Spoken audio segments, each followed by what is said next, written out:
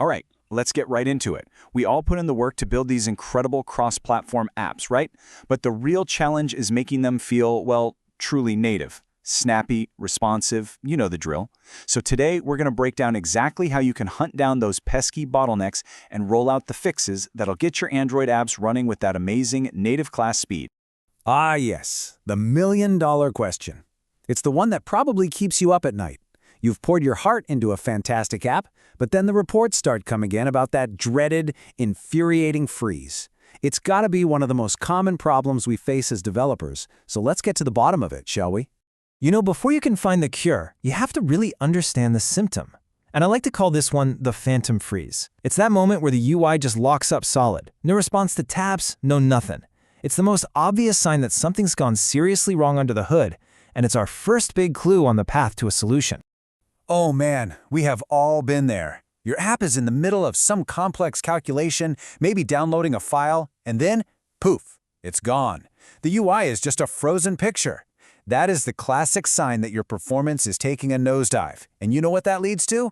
A one-way ticket to a bad user review. So, what's the game plan? How do we fix this thing?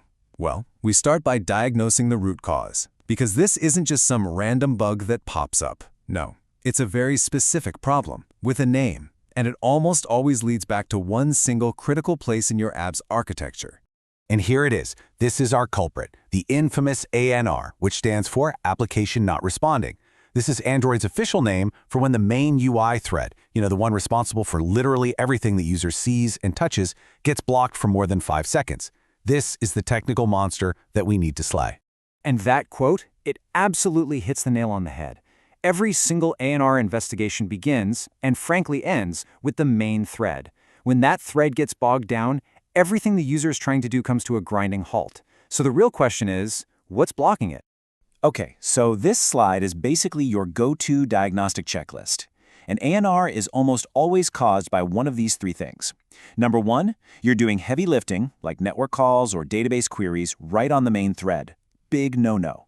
Two, the main thread is trying to grab a resource that some other thread is hogging, creating a deadlock. Or three, the main thread is just stuck waiting for some other slow process to finish. If you ask these three questions, you'll find the source of the freeze. I guarantee it. All right, diagnosis is done. Now it's time for the treatment. And our first battleground is the user interface itself, specifically how we build and render it. You'd be surprised how often an inefficient layout is the silent killer of performance. I love this analogy. It's perfect. Think about it. We often reach for nested layouts because they feel so logical, just like stacking Lego blocks one inside the other. But what's really happening is that every single level of nesting adds another whole layer of measurement and drawing calculations for the system. A really deep hierarchy of views will absolutely destroy your rendering performance. The key then is to aim for flatter, wider layouts whenever you can. So what this all comes down to is being smart about your UI updates. Here are 2 super practical tips. When you're populating a huge list, say a list box in Delphi, always wrap your loop with begin update and end update. This basically tells the control, hey, hold on, don't repaint yourself after every single item I add. Just wait and do it all at once at the very end. It is such a simple change, but the impact is massive. Okay, but what if your UI is nice and flat and it's still slow, especially when you're scrolling through a bunch of images? Well, that constant loading and rendering can totally overwhelm the main thread. And this is where a high-performance 2D graphics library like Skia can be a lifesaver. It's an open-source engine, the same one Google Chrome and Android itself use to draw graphics at incredible speed. And, the results really do speak for themselves. This chart shows it all. If you use standard image controls in a list that's updating quickly, you can see the frame rate just tanks to a choppy 26 frames per second. But, and this is the cool part, by swapping those out with custom controls backed by Skia, the performance shoots right back up to a buttery smooth 60 FPS. The difference is just, it's night and day. Now let's move on to our next area of treatment, memory management. I mean, a fast UI is totally useless if your app just crashes because it ran out of memory, right? And this is absolutely critical on model devices where every byte of RAM is precious. And listen up, because this is a really big deal that's happening right now. There's a change coming in Android 15 that's going to force all of us to rethink our memory strategy. Google is fundamentally changing the most basic unit of how memory is managed. For years and years, Android has managed memory in these little chunks, these 4 kilobyte pages. That's been the standard forever. Well, with Android 15 on devices with enough RAM, that number is quadrupling to 16 kilobyte pages. Now, this shift lets the system manage memory more efficiently and even launch apps faster, but, and it's a big but, it comes with a major catch for us developers. And here is the critical takeaway. If your app uses any native libraries, those precompiled .so files, and they weren't built with this new 16 KB alignment in mind, they will simply fail to load. Your app will crash instantly on startup. So this is a huge call to action. You've got to check and update all your dependencies. So, besides that urgent update, here are a couple of timeless memory tips. For caching images, don't just throw them in a simple list. Use a class like LRU cache. Why? Because it lets you set a memory limit in bytes, not just a number of items. Think about it. 100 tiny thumbnail icons use way less memory than 100 giant photos. And of course, never ever load a full-res image just to show it as a tiny thumbnail. Scale it down first to avoid those awful out-of-memory errors.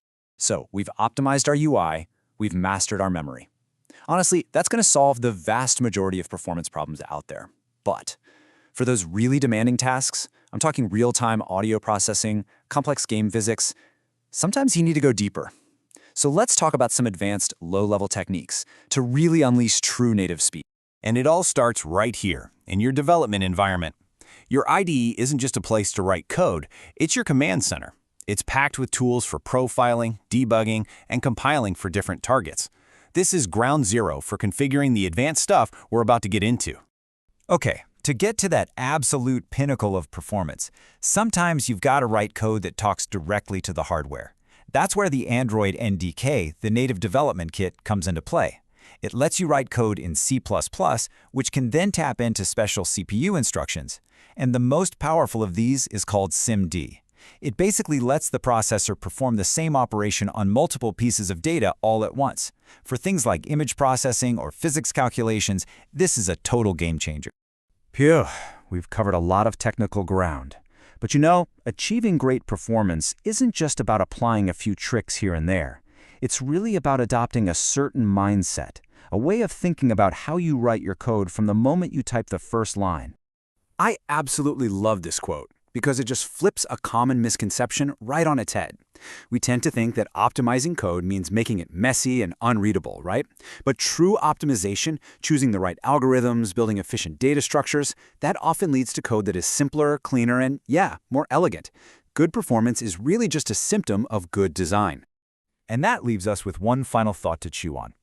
As our phones get ridiculously fast and memory sizes keep growing, it's really tempting to think that maybe optimization doesn't matter as much anymore.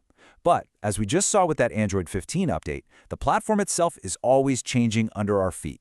So is peak performance a destination you finally arrive at, or is it more of a continuous journey of adaptation and refinement? Something to think about.